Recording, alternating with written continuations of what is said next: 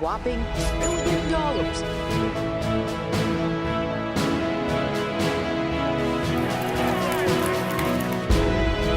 the front page of newspapers around the world.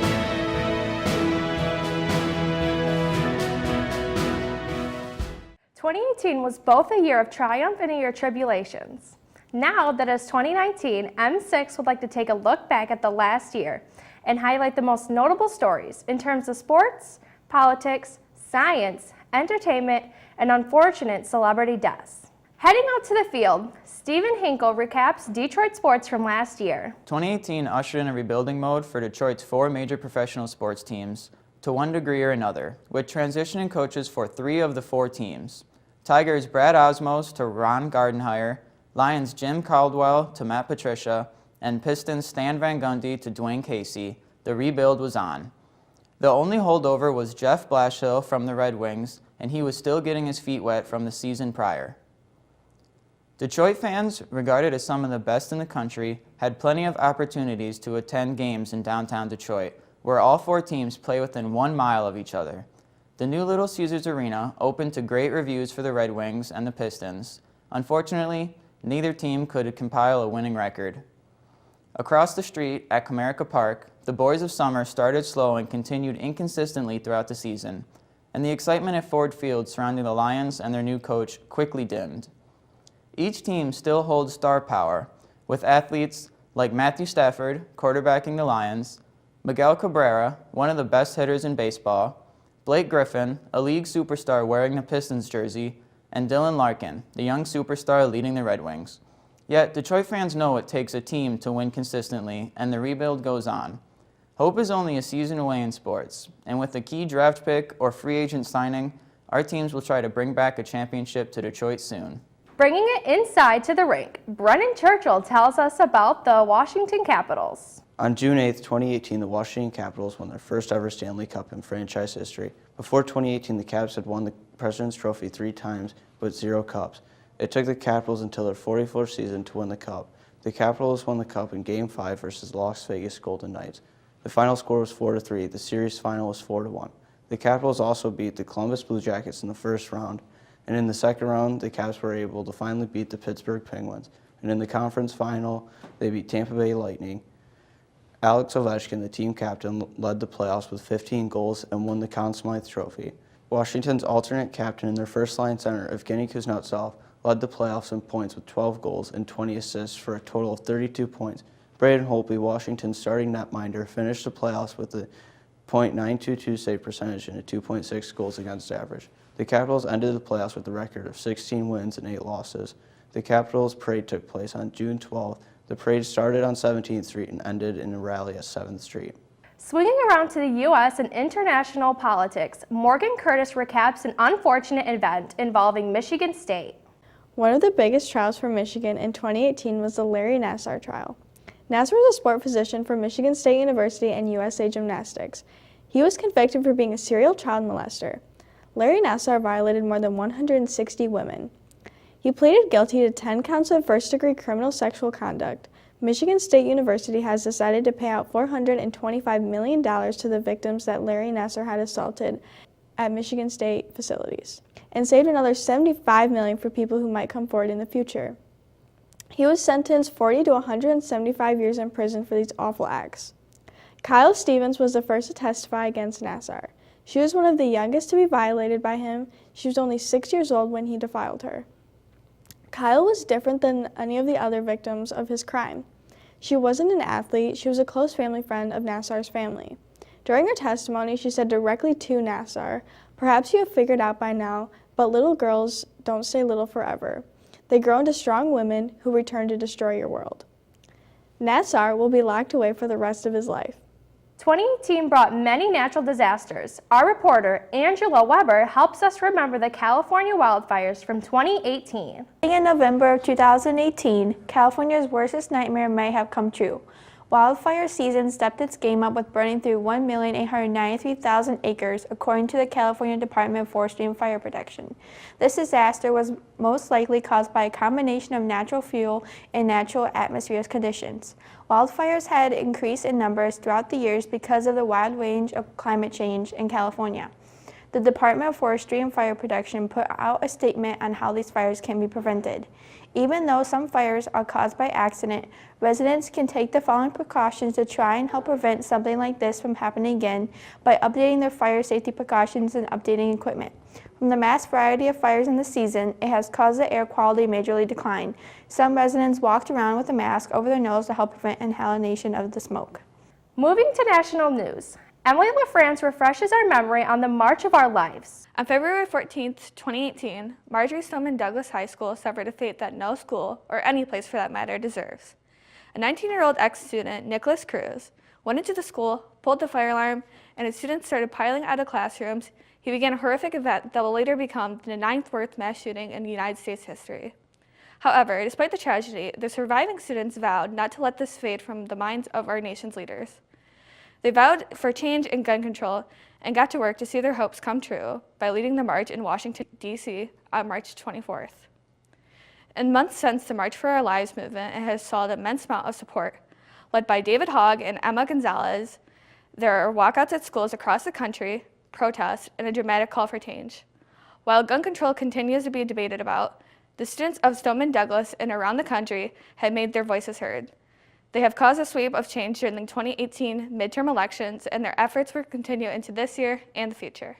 Pushing out to the international level, M6 reporter Chiara Ladigiani reminds us of the North Korea meeting from June. The process towards reunifying North and South Korea started in June of 2000 by the June 15th North-South Declaration. This was a difficult task with many doubts held worldwide. However, in April of 2018, the Peninsula of Korea was happy to announce its reunification. There was much controversy in this, but the public decided to agree with the unification, supporting both their leaders. Although the unification is official, it is not as practical as it seems. The two systems that each half of Korea used to live under is finding difficulty operating as one country. There are people within each side that disagree with their nation's choice, but there's also struggles in dividing power and reorganizing how the government should run. Both North and South Korea have operated much differently than the other and have not yet met each other at a compromise. While conflicts between the two systems are present, both nations are making strides towards solving them. North Korea recently announced that they would be undergoing denuclearization. President Trump and Kim Jong-un both signed this document to legitimize it and to make steps forward to creating a less hostile Korea. Their signing has been criticized by many for its lack of details, but President Trump and Kim Jong-un assure that this is the beginning of a new unified Korea. In 2018, Elon Musk and his companies did many interesting things. Mason Damon is here to give us the lowdown on one of the SpaceX's most interesting launches from 2018. Owner of Tesla, Elon Musk made countless headlines and achievements this year, doing amazing things such as landing a supply rocket safely, which are traditionally discarded as space trash. But this year, he also did something impressive that caused people's jaws to drop. This year, Elon Musk sent the popular Tesla Roadster to space with a camera to document it all. The Roadster was intended to orbit Mars, but after a slight miscalculation, the SpaceX team, the Roadster is now making large orbits around the Sun and space. Although the Roadster is lost in space, the mannequin astronaut still remains in the driver's seat with a message on the dashboard that says, "Don't panic." Following the announcement of the miscalculations of the launch, people started to calculate what its new trajectory will be and where it is now. So if in the future you're ever curious where it is, you can see exactly where our buddy in the Roadster is flying to in our solar system. Singing into the big screens, Bohemian Rhapsody released last year, and here to tell us about it is Chandler Harrison. On November 2nd of 2018, the hit movie Bohemian Rhapsody was released in theaters. This movie was a foot-stomping celebration of the band Queen, who released their hit song in 1975, as well as their lead singer Freddie Mercury, who defied stereotypes had become one of the most beloved singers. The movie tells of the band's story around their songs, as well as telling about Mercury's hardships that led to the band to have one of the most greatest performances in rock history. This movie tells of the legacy of the band, who were always like family to one another, as they continue to inspire outsiders, dreamers, and music lovers everywhere to this day. Mercury started writing the original hit song, now being over 40 years old, in 1968, meaning it took over around 7 years to write. This hit movie dove into the depths behind the rise of this beloved band, as well as how the song has continued to be loved to this day. Bohemian Rhapsody, as well as the connections between the band members, have inspired many people. Furthermore, it's not an overstatement to say that they deserve this, almost as a thank you from all the people they've inspired to be greater.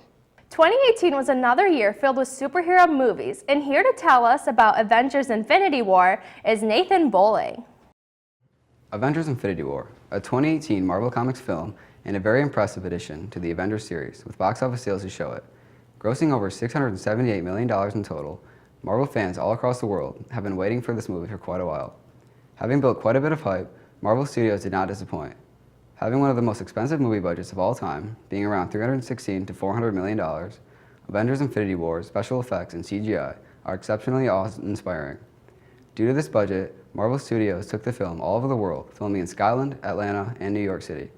In addition to this international filming, Marvel has also enlisted a star-studded cast, including Robert Downey Jr. as Iron Man, Chris Hemsworth as Thor, Mark Ruffalo as the Hulk, Chris Evans as Captain America, Scarlett Johansson as Black Widow, Benedict Cumberbatch as Doctor Strange, Don Cheadle as Iron Patriot, Tom Holland as Spider-Man, Chadwick Boseman as Black Panther, Dave Bautista as Drax, Chris Pratt as Star-Lord, and many, many more.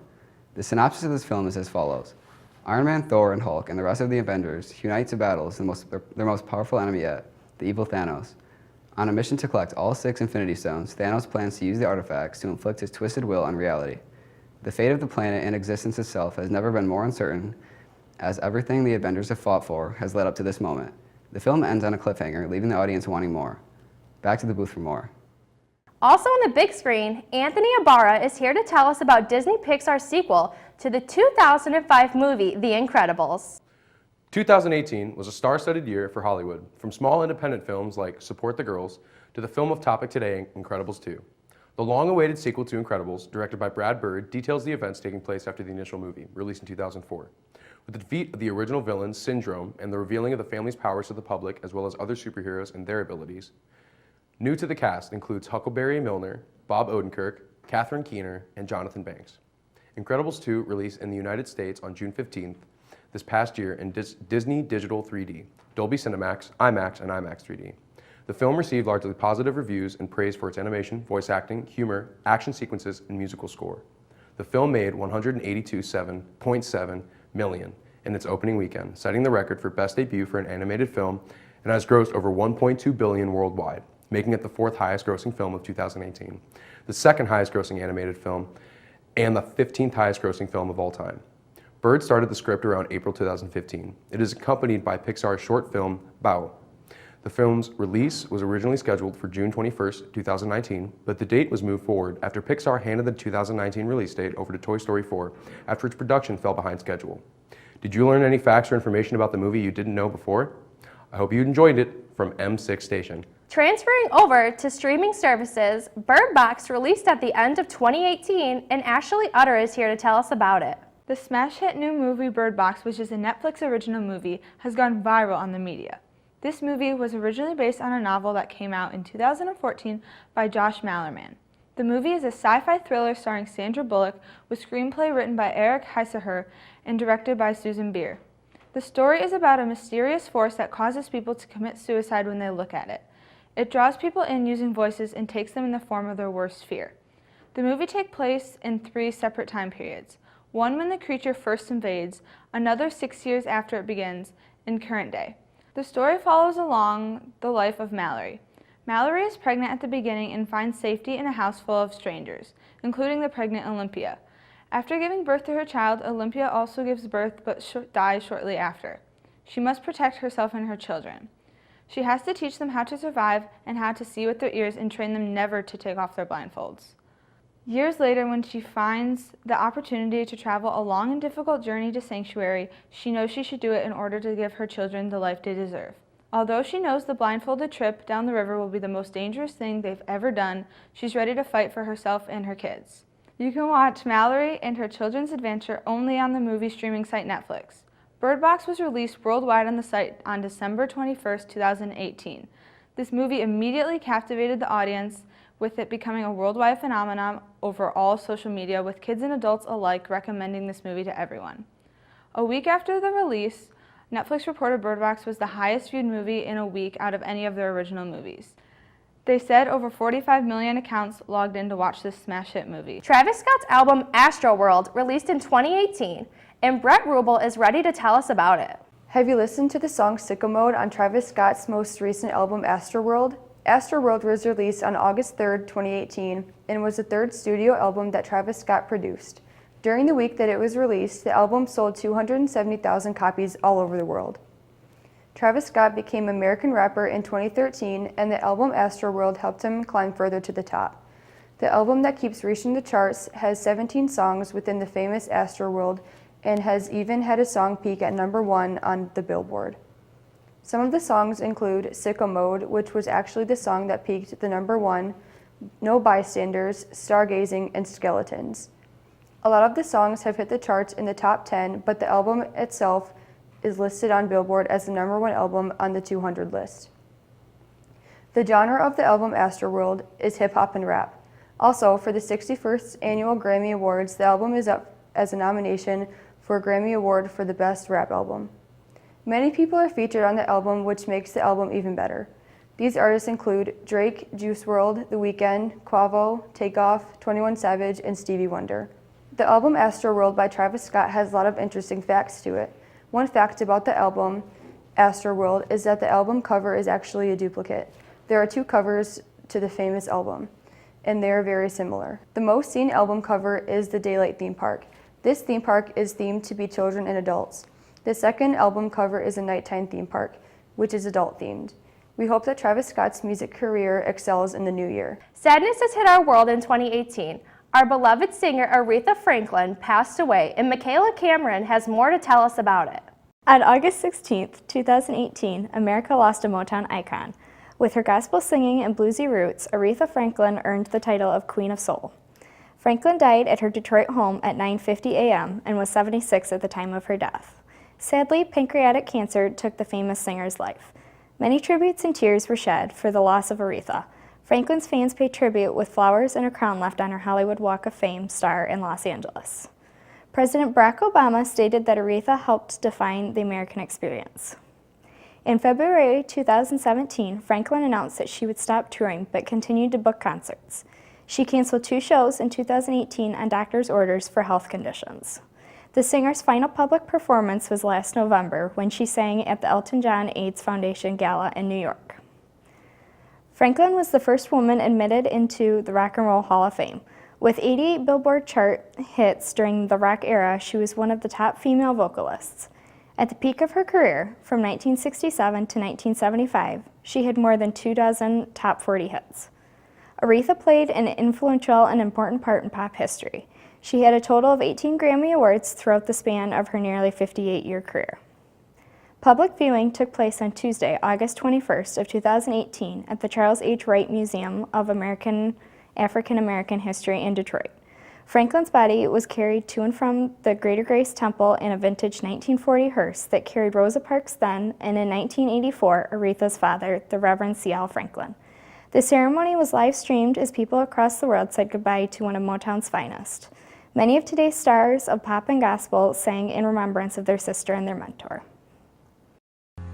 I've been so many places in my life and time.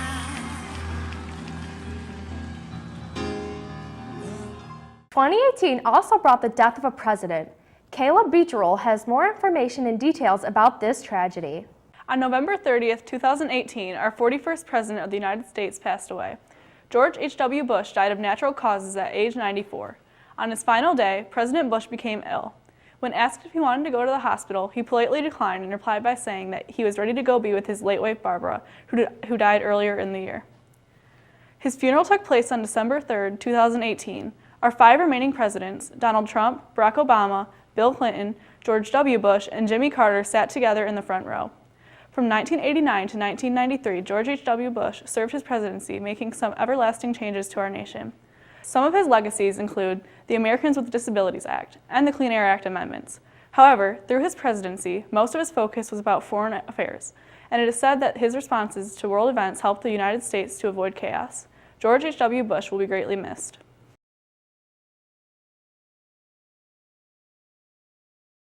Cartoons in the morning was always the best part. However, one of the most famous writers has died, Stan Lee. Blake McGinty from M6 will be telling us more. This past year, the famed comic creator Stan Lee died at the age of 95 on November 26. Stan Lee had been producing comics for 80 years before he died. He also starred in all the recent Marvel movies, showing his dedication to his work. Stan Lee died of respiratory problems and heart failure. Stan Lee also suffered from a condition called aspiration pneumonia, where stomach acid occasionally fills the lungs. Stan Lee's wife, Joanne Lee, died the previous year at the age of 93. Stan Lee and Joanne were married for nearly 70 years. Stan Lee recorded a video before his death, which was released after he passed away, in which he thanked all of his fans for their consistent following. He also stated he likes the business of his fans. And Stan Lee worked with Marvel for 60 years before creating his own company called Stan Lee Media. However, the company lived a short life of 3 years, and in 2001, the company filed for bankruptcy. Stan Lee took a lead role in the creation of Spider-Man and many other superheroes. When Disney offered $4 million for Marvel, Lee was for it completely, even though he wouldn't make a dime off of it. Perhaps his abstinence from greed stemmed from his upbringing in New York during the Great Depression. Stan Lee got his first job in timely publications, working for his cousin Martin Goodman. After 20 years, Lee felt he was going nowhere and decided to write some of his own material. The second creation, the Fantastic Four, caught on quickly. Stan Lee went on to create the X-Men and the Incredible Hulk. Overall, Stan Lee gave a large contribution to the comic industry, and his death was a tragic loss for everyone around him. This has been Blake McGinty on M6, your hometown station. On the musical side of things, a famous singer has tragically passed this year. Jamie Steele Nightingale will be telling us this sad story. In 2018, we lost a lot of celebrities who had special places in our heart. One of these stars was rapper Mac Miller. On September 7, 2018, Miller was found dead at the age of 26 in his Los Angeles home due to an apparent overdose. According to a toxicology report, there was fentanyl, cocaine, and alcohol found in his system. Miller had openly spoken about his struggles with substance abuse throughout his life. Although he went through periods of sobriety, he started drinking again in early 2018 and got a DUI in May. Along with multiple drugs found in his body, reports in the autopsy show that there were other toxic substances present in his house. At a young age, Mac Miller learned to play a number of musical instruments on his own.